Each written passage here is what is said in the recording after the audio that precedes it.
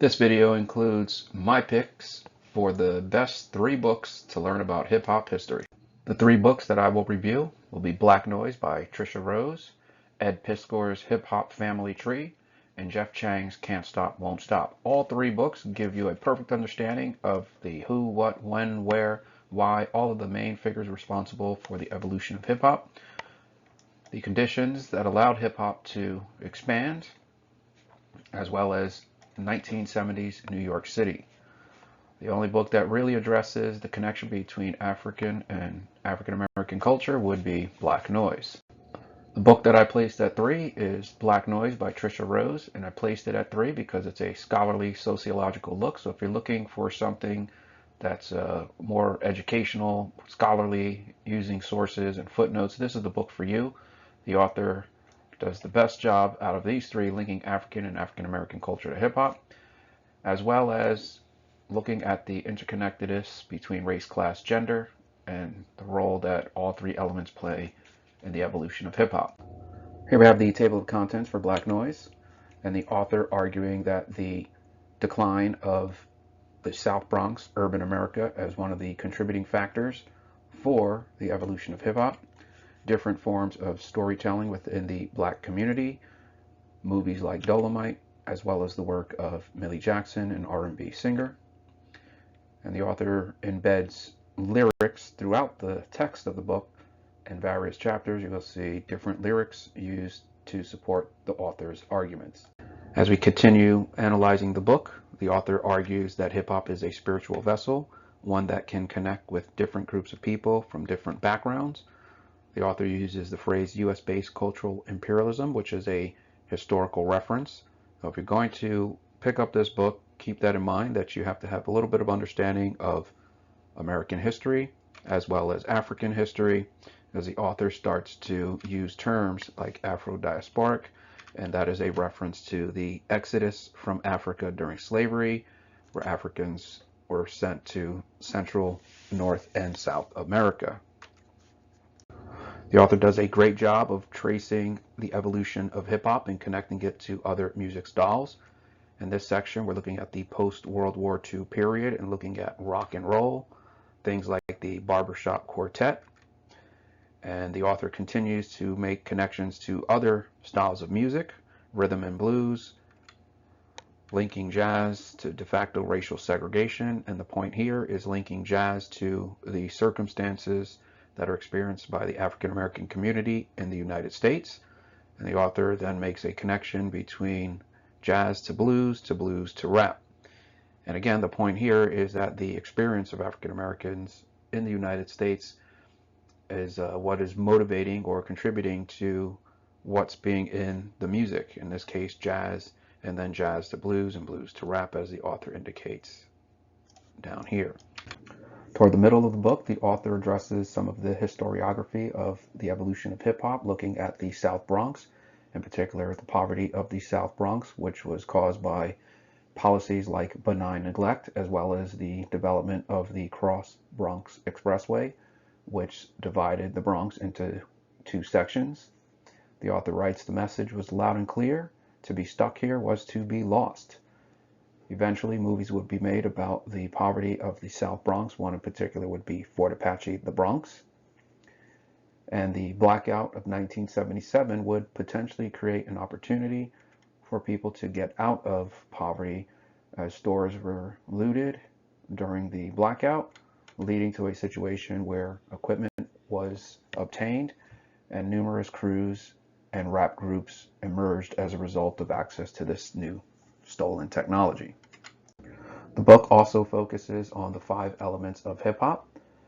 Graffiti. Here we have an image of Fab Five Freddy, a famous graffiti artist from the 1970s, 1980s, as well as the role of extending the break from disco music that would eventually lead to the evolution of breakdancing, as well as cypher battles, which was common among breakdance crews, and the 5 elements of hip-hop: DJing, MC, graffiti, b-boying, as well as knowledge.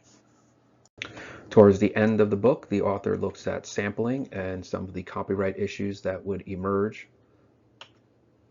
For more information, take a look at the documentary Sample This, which looks at the song Apache by the Incredible Bongo Band. The focus then switches to the emergence of gangster rap. Once again, lyrics are used to make certain points by the author, and then she transitions to looking at the role of black women in rap music. Women like MC Lyte, as well as Queen Latifah, as well as the sexualization of women in this style of music, which would eventually lead to censorship. For example, the group 2 Live Crew, as a result of their lyrics. Hip Hop Family Tree is a comic book, and if you are aware of the historiography of the evolution of hip hop, this book does a great job of providing visuals as well as communicating an accurate interpretation of the history. The comic book starts out looking at Kool Herc throwing the first party at 1520 Sedgwick Ave. Here's the advertisement for that party. It's a place where people repeatedly go to honor 1520 Sedgwick Ave and its role in hip hop. The book addresses the blackout, as we can see in this panel here to the bottom.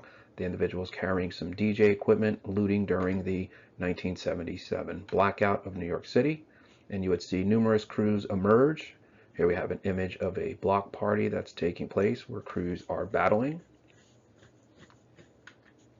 And if you want to watch a movie about this particular period and see some of those crews, take a look at the movie Wild Style, which is considered the first hip-hop movie. The book focuses on the 5 elements of hip-hop. They look at the work of Bull 99, or Fab 5 Freddy, who would later go on to host the TV show Yo MTV Raps. And in this historiography, you'll learn about his role in working with Blondie in her song Rapture. He is also in the video, as is Lee Quinones. Lee Quinones was another graffiti artist who was also in the movie Wild Style. There is a documentary about graffiti titled Style Wars that you can look at. And eventually you would see the New York Police Department crack down, and one graffiti artist was killed by the name of Michael Stewart. Some more players in the story would be the work of Casanova Fly, a rapper who may or may not have written some rhymes for Kool Hank, a member of the Sugar Hill Gang, which is considered the first hip-hop record. What's being depicted here in these panels is the work of Sylvia Robinson, who is trying to put out the first rap record, and the argument that Casanova Fly's lyrics were used in that song without credit. As rap gained in popularity, it would air on the TV show Soul Train. Here we have Curtis Blow in the 1980s singing his song The Breaks.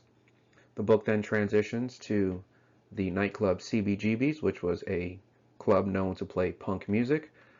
Why is that crucial? Because you have people like the Beastie Boys who are attending CBGB's and performing there.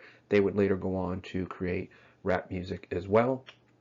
And you start to see in the early 80s, late 70s, the overlap between punk, disco, and rap music coming together.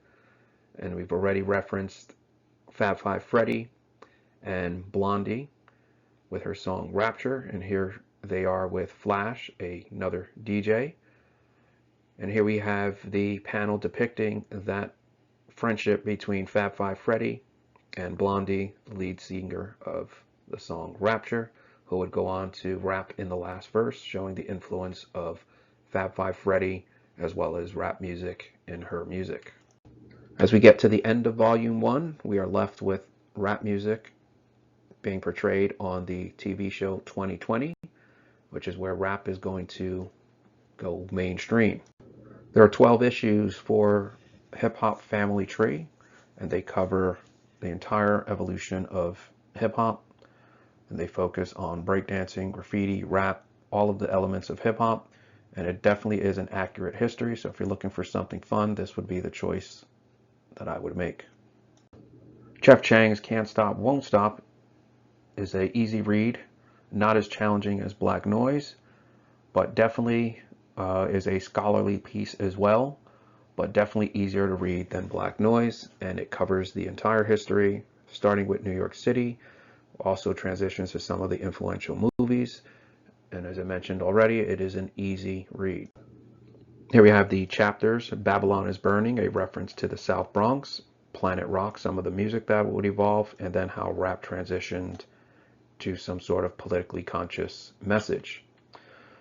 We start out here looking at the work of Robert Moses, who was a city planner, crucial to the development of that Cross Bronx Expressway, which divided the Bronx. Early chapters focuses on the evolution of gang culture within the South Bronx, responding to some of the impoverished conditions of the South Bronx. The map here includes a list of all of the gangs. They do focus on the murder of Black Benji. This particular image right here. Black Benji was a member of the Ghetto Brothers, and after his death, there was a truce that was discussed, as mentioned here, where some of the gangs are getting together to recognize the racial as well as ethnic similarities and some of the same struggles, which would hopefully create some sort of peace between the gangs. This was depicted in the movie The Warriors. The author focuses on the conditions that led to poverty, the burning of buildings in the South Bronx, policies like benign neglect, as well as white flight. The author does focus on the Holy Trinity, Kool Herc, who threw that first hip-hop party at 1520 Sedgwick Ave. Afrika Bambaataa, a crucial member for the gang, the Black Spades. And the reason why the Black Spades are important is because that Hoe Ave truce that was established after the murder of Black Benji, having the support of the Black Spades would pretty much mean that nobody was going to mess with one of the biggest and baddest gangs of New York City at this particular point.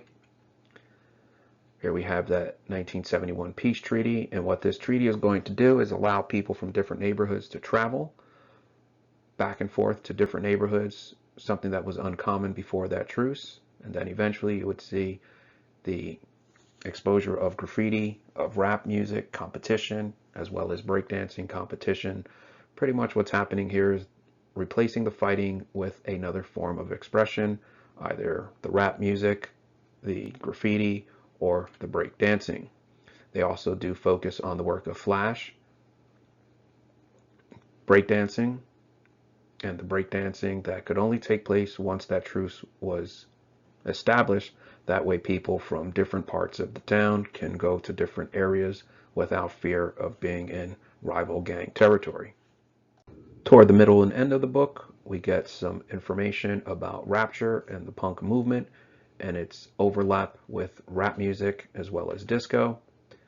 The author then transitions to some of the early 80s success, Sugar Hill Gang's Rapper Delight, Run DMC, breakdancing, as well as the acceptance of Lee Quinones in some of his graffiti. Some of these visuals are depicted in the movie Beat Street.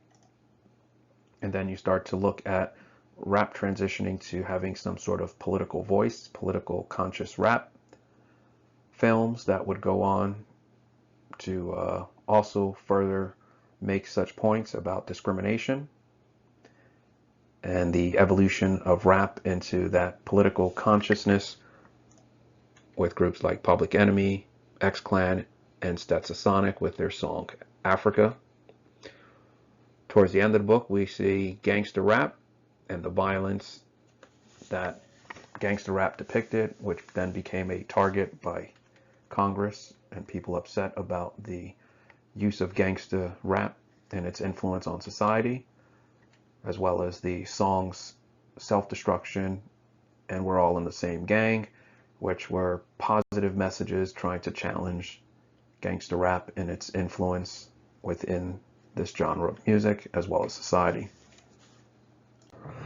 And that's it, my top 3 books to understand the history of hip-hop. If you want a scholarly review, I would take a look at Black Noise. Something that's fun and gives you a limited understanding of the history would be Hip Hop Family Tree. And a book that's easy to read but still scholarly would be Can't Stop, Won't Stop by Jeff Chang.